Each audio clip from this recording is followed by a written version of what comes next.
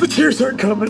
The tears just aren't coming. Okay. Just to be clear, it looks like he's dead or he is dead. It just looks like he's dead. He's got, like, blue paint on him or something. But he's going to be fine. What is wrong with you? Doctor! Welcome back to Thinking Critical. This is Wes.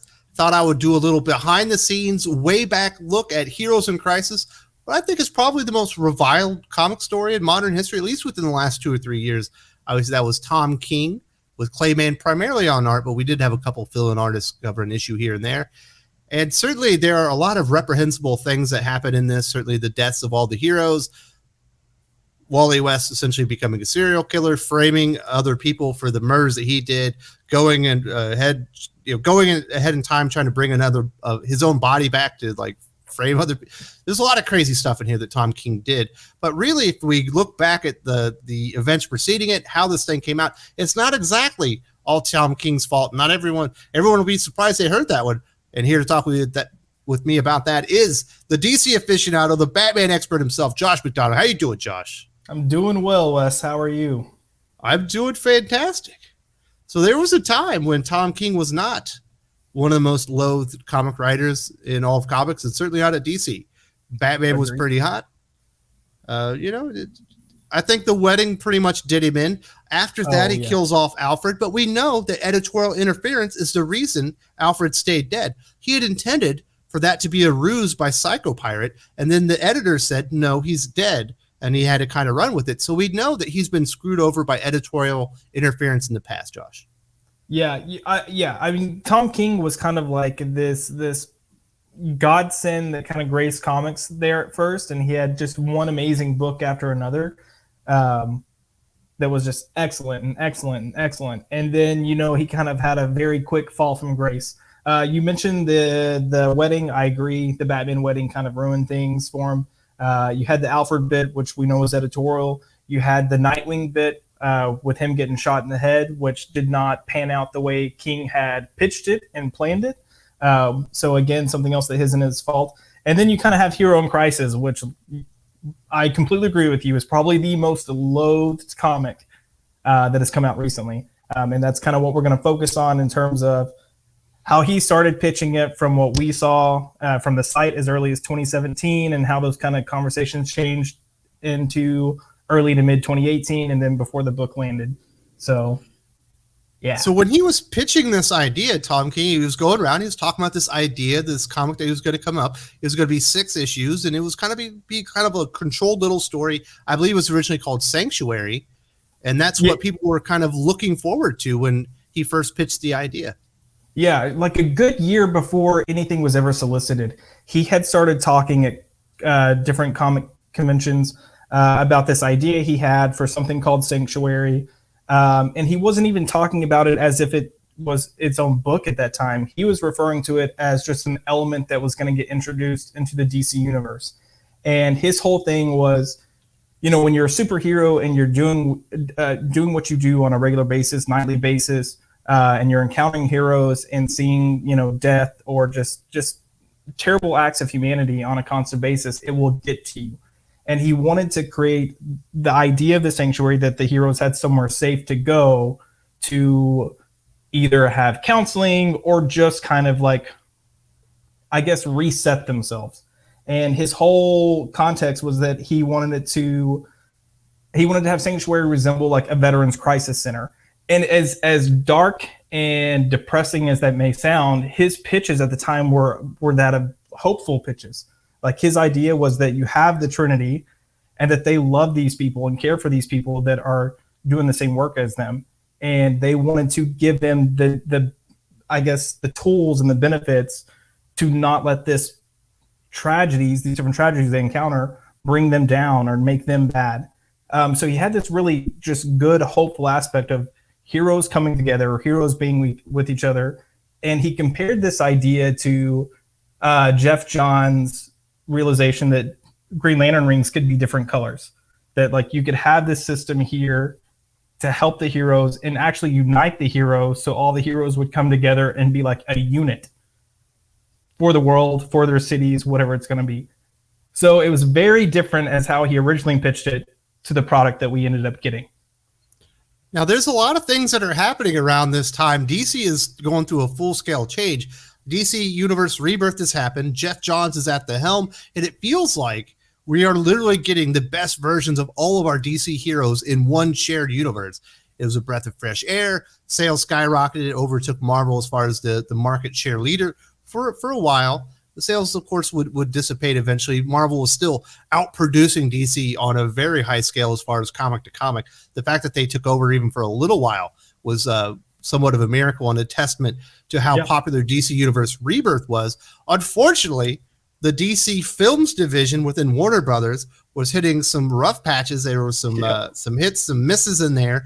And basically, Jeff Johns was no longer going to be the chief creative officer over DC Comics. He had a dual gig where he was still going to write for DC, but his primary job was going to be in the films division, which took him out of there and kind of put Dan Didio back in charge of creative, which is essentially the beginning of the end of any kind of hope within the DC universe at that time.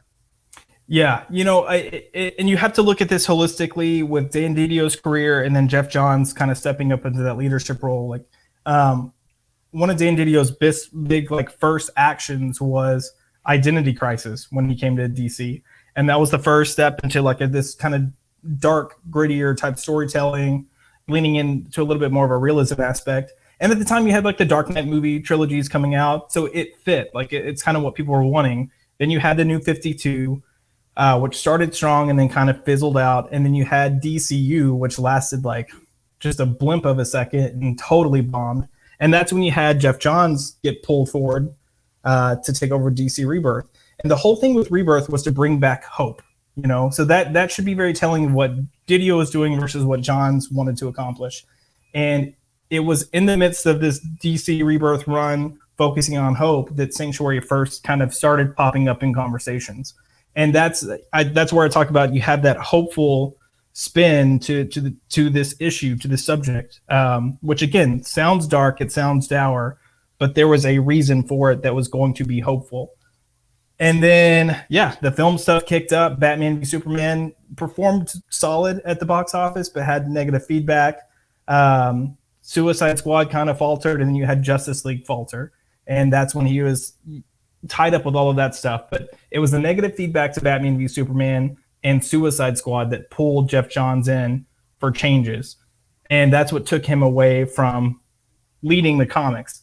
And the moment he stepped away, DC Comics there was just a distinct shift back to Didio, and really just a screw you to Jeff Johns. Like, it's very clear in the storytelling. And that's where things started falling apart. We saw a lot of changes to Doomsday Clock. Like, it was clear at the beginning that Wally West was going to have a big part to play in that. By the end, Wally West isn't even in the story. It seemed like Saturn Girl had a really big subplot going on there. In the end, they just kind of disappeared her out. And so Doomsday Clock goes by the wayside. That was supposed to be the big culmination of DC Rebirth. And in comes Dark Knight's Metal in its place they needed a big event. Dark Knight's Metal hits bigger than anyone anticipates, and that gives Dan Didio essentially the green light, as far as he's concerned, from the fans, that this is what they want. Shut down DC Rebirth. You see the trade dress go off, and you get this very dark universe coming to form, and what we have, until this day, and really, sideline a lot of these things. And then we start hearing about the changes to Heroes in Crisis. It's no longer a 6-issue miniseries; it's 9-issue miniseries. They still certainly were talking about the Trinity were going to be majorly involved, and they are initially in the Heroes in Crisis story. But after about 3 or 4 issues, you don't really see them anymore. No, not at all. Yeah, it was an interesting kind of like domino effect of events. If you'll remember, when Doomsday Clock was announced, it was going to run for 12 issues. It was going to last a year. And then at the point that it ended, the rest of the comic line would jump to catch up to that point. And what happened was the creative team, Jeff Johns and Gary Frank. Yes, thank you, Gary Frank. Gary Frank got way behind with his art, and that's when you started having all these delays. And as it looked like, or as it became clear that these delays were going to extend, DC honestly, rightfully said, we have to do something. We have to have some type of event going on because we've got issues that are 4 months apart at this point. So that's when Metal came about. And at first, Scott Snyder, and I can say this with certainty because we had conversations with Scott Snyder at Batman News. Scott was working with Johns to make sure that this event would not negatively impact or alter Doomsday Clock. And then during that process, as Doomsday Clock continued to get pushed and pushed and pushed, that's when Dan DiDio just really fully stepped back in and kind of altered the direction. For the sake of DC, thankfully, Metal was popular. It did really, really well. But that was the opening he needed to just change what he wanted to change. Yeah, so we ended up seeing, obviously, he ends up bringing Bendis back. He essentially kill the character of John Kent for all intents and purposes. We see what happens to Dick Grayson. He becomes Rick Grayson, and then where that ends up leading. He essentially takes out all those legacy characters, because we know Dan Didio's never really liked legacy characters. And it feels like Heroes in Crisis was that in to maybe assassinate another legacy character in Wally West, who, when you look at what DC Rebirth is with Jeff Johns at the helm, Wally West's return is the return of hope to the universe. Yeah. So Dan Didio took this opportunity to essentially snuff out and make this symbol of hope within the DC universe, a mass murderer who kills his friends, who frames innocent people for his crimes, who goes to the future, kills himself, brings himself back, for the frame job. And they've done their best to kind of retcon some of these things off, but you still can't retcon what he did. Right. As far as the framing and stuff like that. And obviously, Tom King still wrote the damn thing. Yeah, it's got Dan Didio's fingerprints all over it. Correct. I think in a lot of ways, Tom King is a yes man. I think he will fight for certain things. At the end of the day, he still did it. It was I think early in the mid 2018 that you started seeing the whispers of things changing with Sanctuary, which then got announced as Heroes in Crisis. But, for almost a year, there was never any talk of, even once they announced that it would be its own story, there wasn't necessarily a talk of a murder mystery there.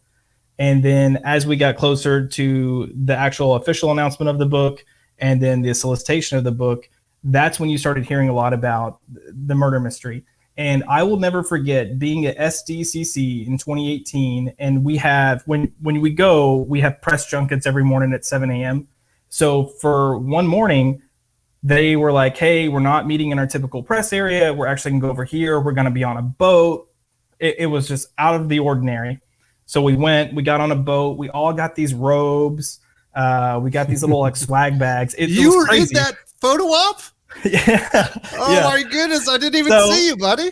Oh, there's 60 people on this boat. Yes. They're all in robes. All there. I remember this. Yeah. We're in robes. They're up there and they have this whole press junket presentation strictly for Heroes in Crisis.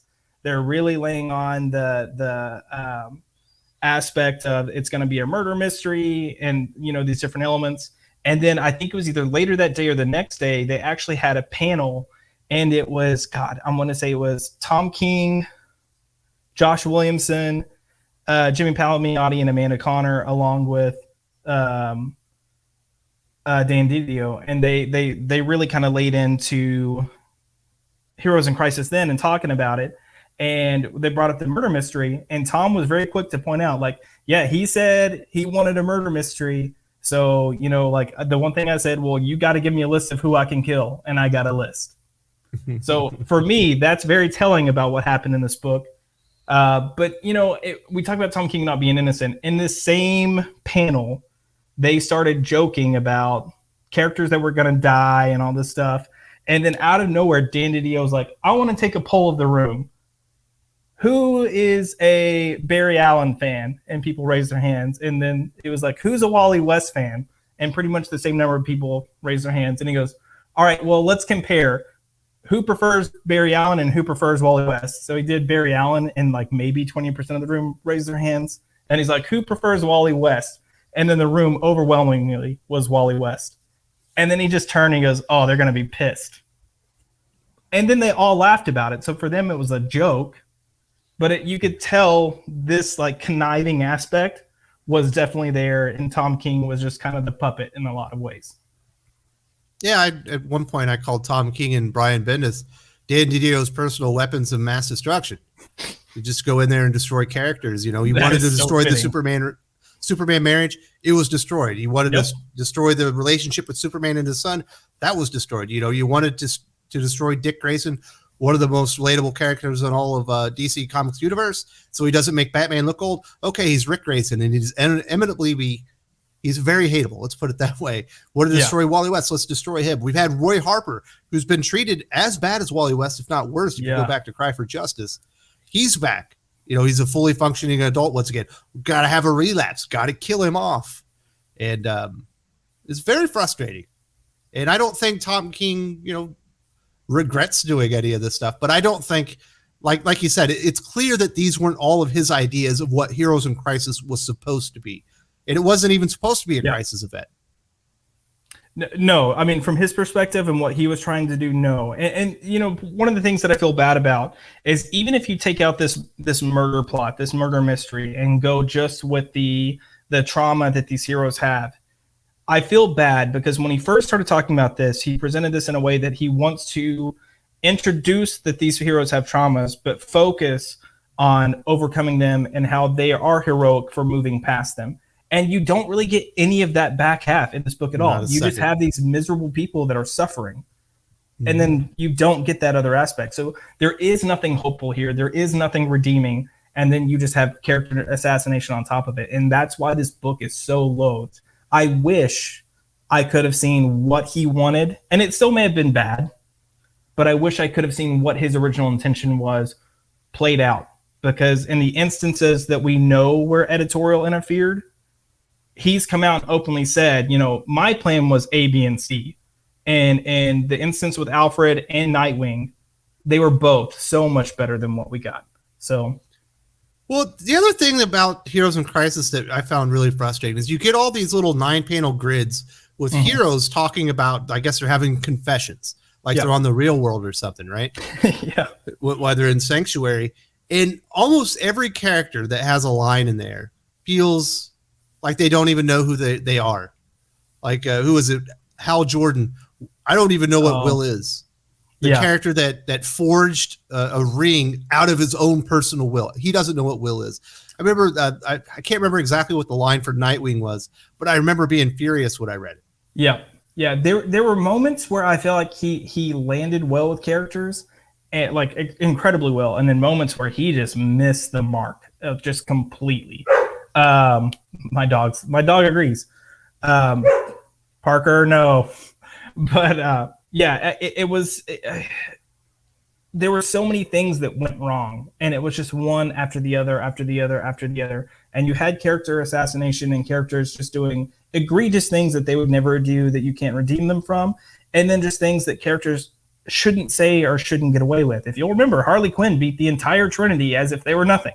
Like, it was just, it was just moment after moment after moment of not being true to the characters and just completely being off point. So it was rough. It was just a rough time to be a DC fan, because you could see what was happening, because all of a sudden, you know, I could read like 80% of all the DC comics at that time, and they were at a minimum good. Yep. And for the most part, a lot of them were like borderline spectacular, like with Aquaman. Nightwing was probably not great right then, but it was still pretty good. Hal Jordan, the Green Lantern Corps, Superman, Action Comics. A lot of these series were just really fantastic to read. The Titans, and you see them all go downhill, basically, you know, in conjunction with, you know, Doomsday Clock, which is kind of still going at the same time. And when you get to the end of Doomsday Clock, and it's so hopeful, and you have Dr. Manhattan with this moment of realization of what Clark Kent Superman means to Earth, and no matter when this character arrives, that is the moment that the DC universe begins, because that's when the symbol of hope arrives on Earth, and all these things that he lays out is what Superman means to the universe. And then weeks later, maybe it was a month later, you get that Wonder Woman 80th anniversary in there, and it turns out she's the very first hero of the DC universe, and they they wipe out every good thing that Jeff Johns was able to do with DC Rebirth. And when they finally wiped out that precedent that he set with Batman or with Superman, with Doomsday or with Dr. Manhattan in Doomsday Clock, they wiped that out. It was like, okay, I guess they fully wiped out Jeff Johns' DC Rebirth completely. Yeah, I mean, they pretty much did as much as they could to sidestep it, and I think there were certain aspects that Didio kept because he knew they were popular to a degree, but for the most part, he just tried to wipe the slate clean and say, hey, we're starting from here. And it sucks, especially I think he backtracked a little bit by the time Doomsday Clock wrapped up and it was praised so highly, both by fans and critics. I think he realized, we've got to keep some of these elements somewhere, but I'm not making it the star. And it's really just like, it's petty politics behind the scenes. And it's hard not to feel that some of Didio's decisions were strictly made just to say F you to Jeff Johns. Petty jealousy. And yeah. And at the end of the day, it's like, there's always going to be office politics. There's always going to be opposing opinions. There's always going to be competition. But when all was said and done, this just hurt fans. Like, fans didn't get what they wanted. Fans didn't get what they were pretty much investing in. They invested in Rebirth for a good year plus 2 years, and then it just it's completely taken from them. I do think in 25 years, when we go back to this point in DC Comics and people are still buying the trades, right, things that are still in print, I think there's going to be 3 stories from this era that people are still going to be reading. Doomsday Clock #1, Batman 3 Jokers #2, yep, and Batman the White Knight. Oh, yeah. I think those definitely are going to be... you already see that they're the ones that kind of have this like pop culture like plant already. Like they've kind of solidified themselves. So I have no doubt that that's going to exist. Because even if you look back at even Rebirth and what's happened, Rebirth had a lot of positive things, but it was almost like old school comics where there's not an individual story that's, oh my God, this story is great. It was the runs were good. Mm-hmm. But as far as individual stories, those 3. And even since then, man, I can't name one. It's not going to be Dark Knight's Metal, whether it was popular or not. I'm telling you, I went back and reread it. Yeah, it hasn't aged well. It's not going to be Dark Knight's Death Oh, Metal. no. The idea and the concept of evil Bruce Wayne is an interesting one.